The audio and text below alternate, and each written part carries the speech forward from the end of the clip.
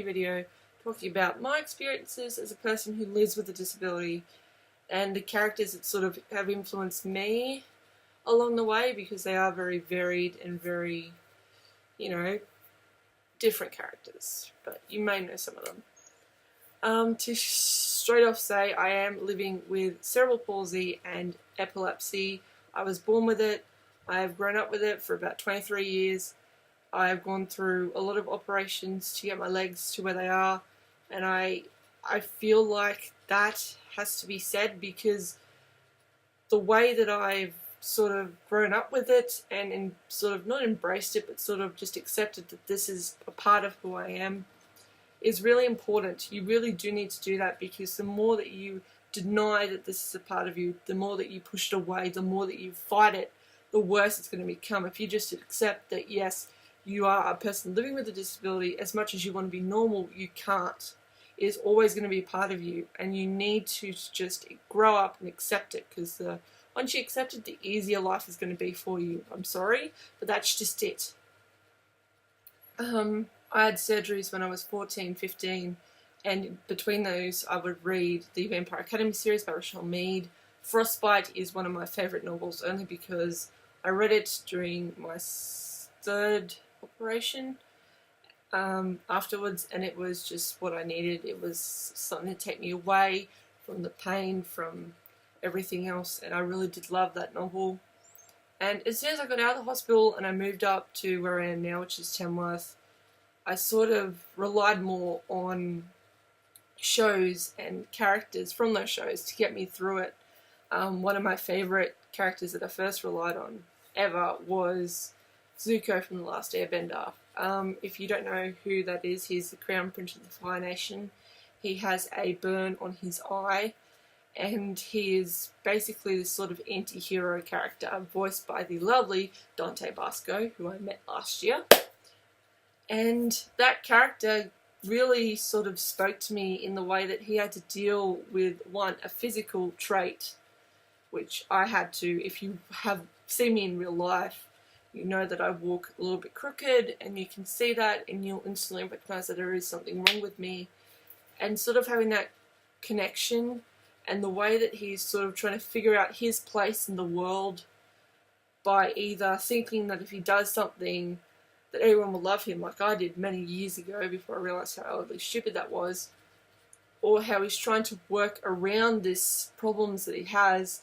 It just spoke to me, and I really did love his episodes where they focused on him and how his development went, and that was amazing. Like, I sort of grew to like his character a lot more, and I related to him a lot. And when I met Dante at Comic-Con last year, I spoke to him about how that got me through all of that, sort of this idea that I'm just working through a lot of stuff, and that I need to be more confident in the way that I hold myself, in the way that I treat, the way that I want to be treated. It was amazing, and I really did love that character for providing me that sort of sense of awareness about it.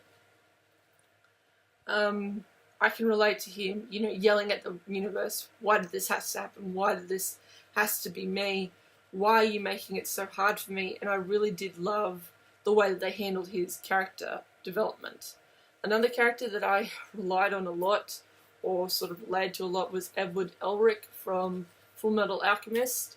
And this was more of a personal thing, because he lost his right arm and his leg when he was 10, and I'd grown up with my disability, so I had sort of that sort of connection to it. And I felt that in ways he was much more mature for having lost what he had.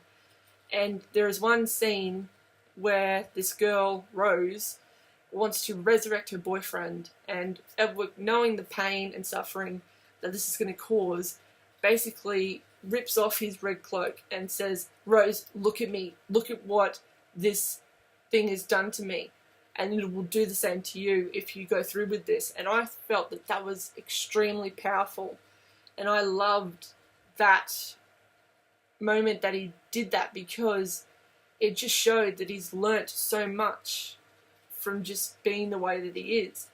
And I really respected that, and that is sort of comes into what I feel. I feel like I have to show people that you don't want to end up like this. You don't want to have a disability. It's not fun.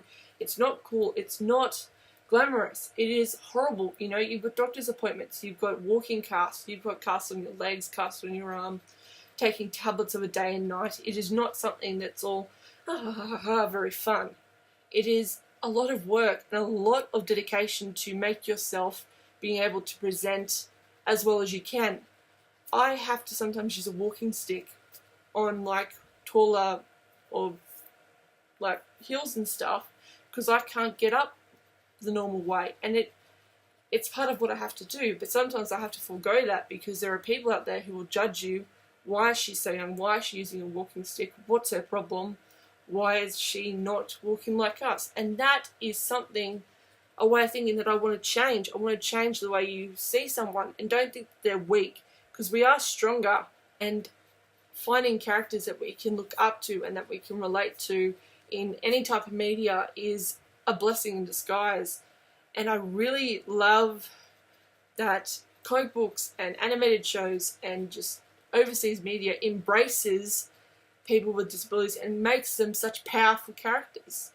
The last character I want to talk about is Oracle, and she is a badass. She is an example of a person who had an injury later in life and adjusted to it. And she adjusted to it with grace. She realized that she can still help by being the tech expert, by being the brains of the operation rather than the brawn.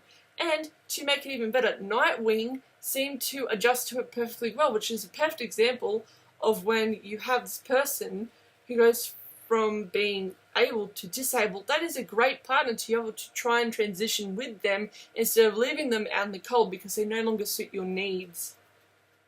That it was brilliant, and I really loved the way that they did Oracle that way. It was awesome, and it gave me hope.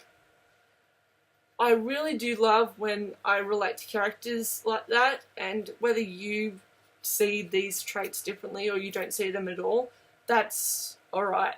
But for me personally, these are some of the characters that have made me stronger, and I love that I am now perfectly happy. Like, I still have to get up, I still have to do stretches, I still have to take tablets, but I live with it now, and I have friends, I have family, I have a great support network, and that's entirely what you need. People with disabilities are not weak, they are not useless, they are not thing that just sits in the corner. We are strong, we are willful, we are people.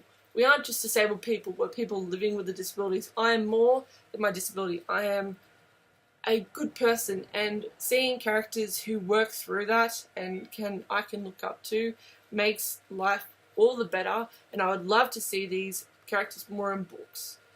Thank you for watching this very sort of emotional video.